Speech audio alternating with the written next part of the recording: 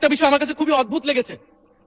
কিছু কিছু মাননীয় সংসদ সদস্য তারা ৭২-এর সংবিধানকে ৭১-এর সাথে মিলিয়েছে। মাননীয় স্পিকার, আমার জানা নেই আসলে তারা কোন বিবেচনা থেকে এটি মিলিয়েছে। এটা তো সবসময় আওয়ামী লীগ মিলিয়েছে মাননীয় স্পিকার। তারা ৭২-এর সংবিধানকে ৭১-এর ফসল হিসেবে ৭১-এর চেতনার সাথে মিলিয়েছে।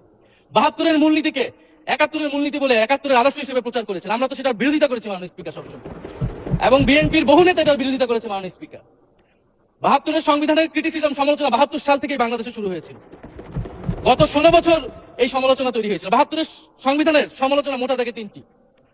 প্রথমত, এই সংবিধান স্বাধীন বাংলাদেশের নির্বাচিত প্রতিনিধিরা প্রণয়ন করে নাই। আমি সরকারি দলের মাননীয় সংসদ সদস্য ব্যারিস্টার নওশাদ জমির সাহেবের সাথে, ওনার সাথে আমি সহমত পোষণ করে বলতে চাই, একটা স্বাধীন দেশের শাসনতন্ত্র রচনা করার অধিকার, সুযোগ সেই দেশের নির্বাচিত প্রতিনিধিদের হওয়া উচিত। ৭২-এর সংবিধান রচনা করেছিল যারা ৭০-এর নির্বাচনে আইয়ুব খানের এলএফের অধীনে যারা নির্বাচিত হয়েছিল পাকিস্তানের শাসনতন্ত্র রচনা করার জন্য মাননীয় স্পিকার। দ্বিতীয়ত, এই ৭২-এর সংবিধান ইনহেরেন্টলি এটা একটা আনডেমোক্রেটিক কনস্টিটিউশন। একজন ব্যক্তির হাতে সকল ক্ষমতা অর্পণ করা হয়েছিল মাননীয় স্পিকার। সেই সময় শেখ মুজিবকে সামনে রেখে এই সংবিধান তৈরি করা হয়েছিল। একজন ব্যক্তির হাতে সংসদের ক্ষমতা, নির্বাহী বিভাগের ক্ষমতা, এমনকি বিচার বিভাগের ক্ষমতাও নানা কায়দা করে তার হাতে তুলে দেওয়া হয়েছিল মাননীয় স্পিকার। ফলে স্বৈরতন্ত্রের বীজ কিন্তু সেই ৭২-এর সংবিধান থেকে বাংলাদেশে শুরু হয়েছিল। এবং সবচেয়ে ইম্পর্টেন্ট, এই সংবিধান হচ্ছে মুজিববাদী আদর্শ দ্বারা রচিত হয়েছিল মাননীয় স্পিকার। ৭১-এর আদর্শ কিন্তু চার নীতি ছিল না মাননীয় স্পিকার। ৭১-এর আদর্শ ছিল সাম্য, মানবিক মর্যাদা, সামাজিক ন্যায় বিচার। ৭২-এর সংবিধান এসে বলা হলো জাতীয়তাবাদ, বাঙালি জাতীয়তাবাদ, ধর্মনিরপেক্ষতা, গণতন্ত্র এবং সমাজতন্ত্র, এবং এটার বিরুদ্ধে বিদ্রোহ করেছিলেন মেজর জিয়াউর রহমান। মাননীয় স্পিকার, আজকে বিএনপি তার ফান্ডামেন্টাল জায়গা থেকে সরে যাচ্ছে মাননীয় স্পিকার। শুধু জামাত ইসলাম ৭২-এর বিরোধিতা করেছে বলে কি বিএনপি এখন আওয়ামী লীগের পজিশনে চলে গিয়েছে?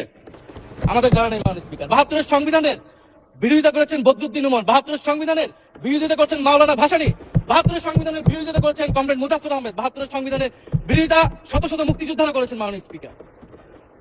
ফলে এই ৭২-এর সংবিধানকে বাতিল করার একটা সুযোগ আমাদের এসেছিল ১৯৭৫ সালে সিপাহী জনতা বিপ্লবের মধ্য দিয়ে। জিয়াউর রহমানের এটা একটা ঐতিহাসিক ভুল বলবো মাননীয় স্পিকার, তার প্রতি সম্মান রেখে, যে আমরা সেই সময় সেই অপরচুনিটি মিস করেছি। আমরা একটা গণপরিষদ দিয়ে নতুন সংবিধান করতে পারি না, এবং এই অপরচুনিটি আমরা এই ২৪০০ মিস করেছি এবং এখনো করতে যাচ্ছি মাননীয় স্পিকার। মাননীয় স্পিকার, ৫ই আগস্টের পরে যখন সংস্কারের আলোচনা আসলো, বৈষম্যবিরোধী ছাত্র আন্দোলন তাদের পক্ষ থেকে আমরা বলেছিলাম আমরা নতুন সংবিধান চাই বা সংবিধান পুনর্লিখন চাই। বিএনপি বলেছিল তারা নির্বাচনের মাধ্যমে ক্ষমতায় যেতে চায়। ফলে ৫ই আগস্টের পর থেকে রাস্তা দুটি আলাদা হয়ে গেছিল মাননীয় স্পিকার। তখন আমরা একটা মধ্যপন্থায় আসলাম যে আমরা সংস্কারে আসি।